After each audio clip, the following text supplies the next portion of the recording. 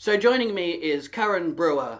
She has done fantastic work exposing Freemasonry and the evil and corruption that's associated with that.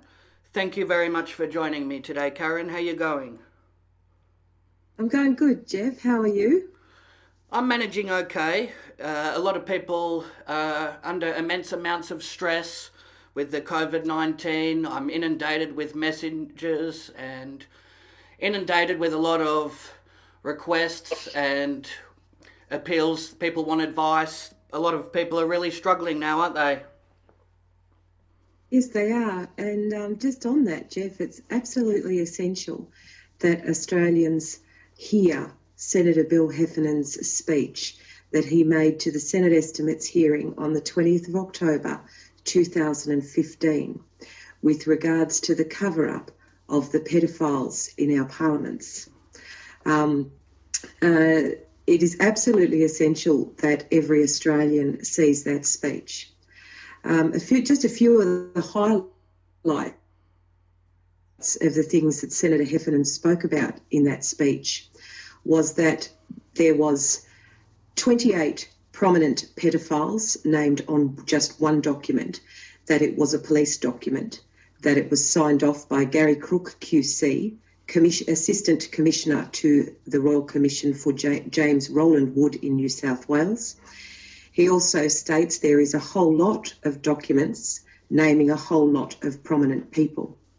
Now, how this started for me, Jeff, was that I watched Scott Morrison's sorry speech for the institutional and ritual sexual abuse, and frankly, that speech was absolutely disgraceful.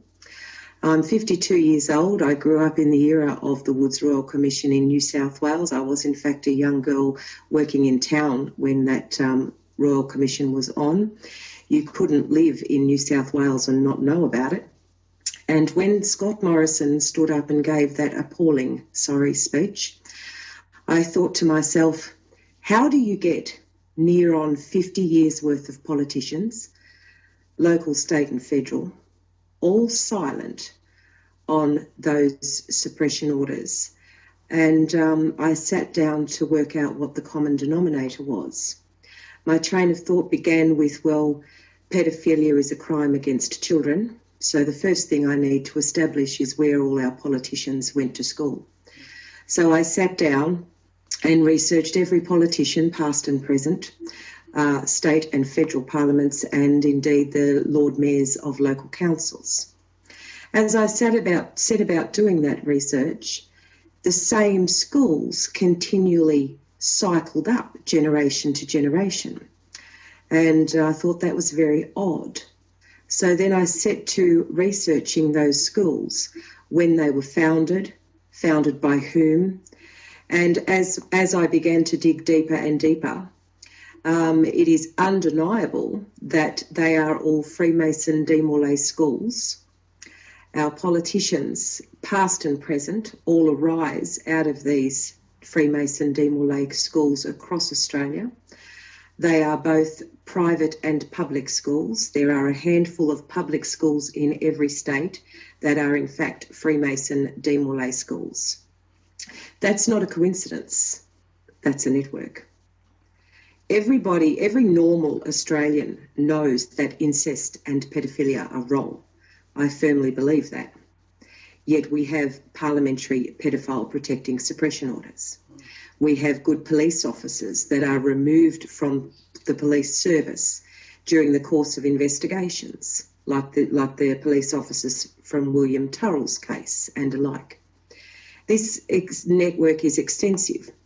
One of the most disturbing things I discovered during the course of the research that I do, and I do it every day and it's still ongoing, was the Prime Minister Scott Morrison, his father, John Morrison, was in fact the Chief Inspector of Police, Division 10, New South Wales, whilst also being the Mayor of Waverley and Willara councils in New South Wales, and just so happens to be the same municipality that Brian Hewson set up his original Hillsong Church inside John Morrison's municipality.